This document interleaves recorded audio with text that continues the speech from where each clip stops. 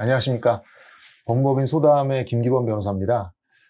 이번에는 보이스피싱이라고 이제 많이들 들어서 알고 계신 사건들이죠. 보이스피싱 사건에서 피해자 측이 아니라 어떻게 보면은 이제 가해자가 된 상황에 계신 분들을 위한 컨텐츠를 좀 제가 생각해 봤습니다. 보이스피싱에서 가해자로 몰려서 처벌받을 위기에 계신 분들이 꽤 많습니다. 제가 피해자분도 많이 변호하지만 가해자분들도 이제 억울하신 분들 찾아오시면 제가 여러 사건들을 제가 해본 경험이 있습니다. 그 중에서 제가 최근에 이제 무죄를 받은 사건도 있고 또 기존에 다른 판사님들께서 판결해 주신 하급심 판결들 중에서 무죄가 나온 사례들이 좀 있습니다. 자, 보이스피싱이라는 게 여러 단계로 구성되는 범죄입니다. 일종의 조직범죄입니다. 그래서 실제로 범죄단체에 관련된 법률이 적용돼서 수괴라고 하죠. 그 두목급부터 해서 중간책, 그리고 하급책까지 뭐 일망타진되는 관계에서 그 과정에서 범죄단체 조직 관련된 법률로 아주 엄하게 처벌된 사례도 있고요. 그래서 제가 이제 말씀드릴 것은 범죄단체 수괴나 뭐 중간 책들 정도의 그런 두목급, 뭐 부두목급 그런 사람들을 대상으로 하는 게 아닙니다. 많은 이제 사람들은 주로 이제 그 밑에서 보이스피싱으로 편취당한 돈을 자신의 계좌 또는 제3자의 계좌로 이체를 하게 하거나 아니면은 이체한 돈을 인출하거나 또는 인출한 돈을 다른 사람에게 전달하거나 소위 말하는 인출책이나 수거책 하신 분들에 관한 것입니다. 많은 보이스피싱 관련된 범죄로 수사받거나 재판에 오르는 피의자나 피고인이 주로 이 자금 수거책 또는 전달책과 관련된 행동을 하셨다가 적발되신 분들이십니다. 일단은 이런 분들이 수사 통지를 받거나 하면 매우 당황해 하십니다. 대부분은. 그러니까 왜 그러냐면 대부분은 이게 범죄가 될 것이라고 확신하고 하고 계신 분들이 사실상 그렇게 많지가 않습니다. 제 경험입니다. 물론 제 경험이 100% 뭐 객관적인 의견은 아니겠지만 이게 사실 통계 자료가 없어서 저도 정확한 판단을 내리기는 어렵습니다만 어디까지나 제가 13년차 변호사로서 많은 이 보이스피싱 전달책이나 수거책으로 수사를 받고 계시거나 재판을 받으신 분들은 아르바이트 모집 광고라든지 잡코리아, 뭐 알바몬, 기타 여러 이제 아르바이트를 구하는 사이트에서 아르바이트생을 모집합니다. 뭐 채권 추심 업무 또는 무슨 뭐 채권 회수, 뭐 법무사 채권 관련된 업무, 뭐 이런 식으로 자금을 회수하는 일에 관련된 일을 할 사람을 모집합니다라는 광고를 보고서 오시는 경우가 많습니다. 이게 이제 첫 번째 유형이고, 두 번째 유형은 뭐냐면, 이제 아르바이트가 아니라 대출이 필요한 사람들을 대상으로 보이스피싱 전달책에 휘말리게 하는 방법이 있습니다. 예를 들면, 제1금융권, 은행 등에서 대출을 받지 못하신 분들 중에서 뭐 저축은행 등 그런 데서 이제 대출 받을 곳을 찾다가 인터넷으로 대출을 해준다는 광고를 보고서 해당 광고 배너를 클릭했다가 카카오톡이나 등으로 그 대출 상담사와 이야기를 하다가 이제 소위 말씀드리면 작업 대출이라고 하는데 자신의 계좌가 신용이 낮아서 자신의 신용등급이 낮기 때문에 신용등급을 높여야 대출이 된다라는 말에 속아서 모르는 사람의 명의로 돈을 받았다가 보이스피싱 편취자금을 인출하는 데 도움을 줬다는 그런 혐의로 이른바 사기방조죄로 이제 엮여 들어가는 경우, 금융실명법 위반 방조 혐의 뭐 이런 식으로 해서 엮이는 경우가 있습니다. 크게 이제 아르바이트를 구하려는 경우 또는 자신의 현금이 부족하여 대출을 받는 과정에서 이 일에 연루되는 경우 등 두 가지 경우가 있고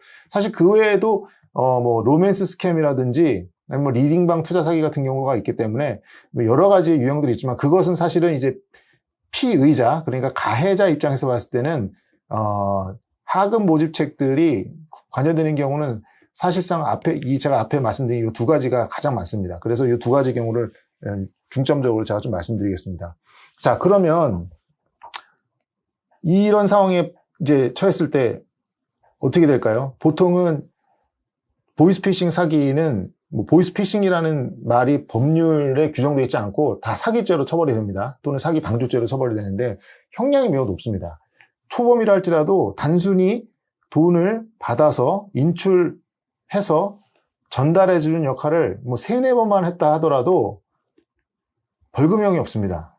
예, 되게 무서운 이제 사실인데 며칠만 일을 했는데도 불구하고 실형 6개월, 1년이 우습게 나오는 게 바로 이 사기 방조 또는 사기 관련된 이 보이스피싱 범죄입니다. 그래서 이런 사건에 얽매이게 되면은 자신이 어떤 일을 했는지 객관적으로 살핀 다음에 변호사를 반드시 찾아가셔서 상담을 하시고 자신에게 유리한 점이 어떤 부분이 있는지 찾으셔야 됩니다. 사실상 보이스피싱 사기방조죄로 엮이면 현실적으로 제 경험상 80-90% 이상이 무조건 기소되고 거의 모두 유죄가 나옵니다. 80-90% 이상일 수도 있습니다, 사실. 예, 더 이상이라고 생각합니다. 그런데 또 한 가지 또 간과하면 안 되는 사실은 또 종종 무죄가 나오고 있다는 사실입니다. 예, 그러니까 수사기관, 경찰, 검찰에서는 죄가 있다고 해서 거의 다 기소를 하는데 법원 재판 단계에서 아주 많지는 않습니다만 종종 무죄가 선고되곤 합니다. 예, 그래서 저는 이번에 무죄 판결 받은 제 하급신 사례와 그리고 다른 여러 무죄 판결을 받은 사례를 거기서 공통적인 부분이 어떻게 적용돼서 무죄가 나왔는지, 그래서 이 피의자나 피고인의 억울함이 풀렸는지를 좀 말씀드리려고 합니다. 그래서 앞서 말씀드린 바와 같이 단기 알바를 한다는 꾀임에 속아 넘어가신 분들, 그리고 대출을 받게 해준다는 꼬임에 넘어가신 분들, 이 두 분들이 어떤 부분들에서 자신의 억울함을 풀게 되셨는지 제가 좀 그 핵심적인 부분만 짧게 말씀드리겠습니다. 일단 중요한 건 이 업무를 맡았을 때 어떤 업무인지를 좀 다시 봐야 한다는 겁니다. 예를 들어서 채권 회수 업무를 맡게 됐다. 아르바이트 내용이 채권 회수 또는 채권 추심이다 라고 하고, 만약에 그 업무 자체에서 수수료를 받는 게 그렇게 과다하지 않다면은 사실은 이거는 그럴 수도 있겠다는 생각이 들 수도 있는 부분들이거든요.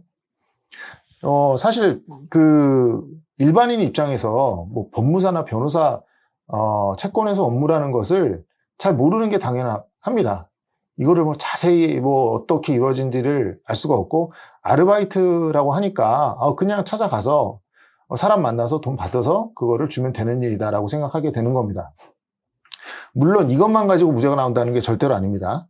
자, 조심성이 있었는지 여부를 좀 따집니다. 그러니까 이게 사기에 연루되는 것이라는 것을 미필적으로 인식을 했는지 여부가 중요한데, 미필적으로라 하면 자기가 조금만 주의를 기울였다라면 이게 보이스피싱이라는 사실을 알 수 있었던 거 아니냐, 이런 거거든요. 그러면 어떻게 이거를 좀 판단할 수 있을까요? 예를 들면은 자기가 알바 모집을 하러 갔을 때 이거 혹시 이런 일이 보이스피싱이라든지 그런 나쁜 일에 연루되는 거 아닐까요? 라고 만약에 물어봤던 기록이 있다면 이거는 무죄 판결을 받는데 굉장히 유리하게 작용할 수 있는 겁니다. 그러니까 카카오톡이라든지 전화 통화로 예를 들어서 채권 회수 업무를 제안을 받았는데, 혹시 이거 최근에 유행하는 보이스피싱 그 돈 빼가는 거 그런 거에 저도 이거 그런 거 연관되는 거 아닌가요? 라고 한마디만 물어봤는데 상대방이 그런 일 절대 아닙니다. 걱정하지 마십시오. 이런 형식의 답변이 오갔다면, 이게 만약에 증거가 남아있다면 그 가해자, 피의자에게는 굉장히 유리한 증거가 될 수 있습니다. 자신이 억울하게 이 일에 휘말렸다는 강력한 증거가 될 수 있습니다. 자, 또 한 가지가 있습니다. 자신의 신원을 노출하는 것을 감수했는지 여부입니다. 왜냐하면 자기가 만약에 이게 좀 속된 말로 구린 일이라면 자신의 개인정보 신원이 노출되는 거를 감수하기가 쉽지 않죠, 상식적으로. 그런데 이 무죄 판결에서 나오는 공통적인 점 중에 하나는 자신의 개인정보, 주민등록증, 뭐 운전면허증, 그런 것들을 가감없이 그 상대방이라면 거의 중간 모집체 이상의 조직의 구성원들이겠죠. 보이스피싱 조직. 그 사람들한테 그냥 줍니다. 그러니까 범죄가 될 거라는 인식이 좀 없는 거죠.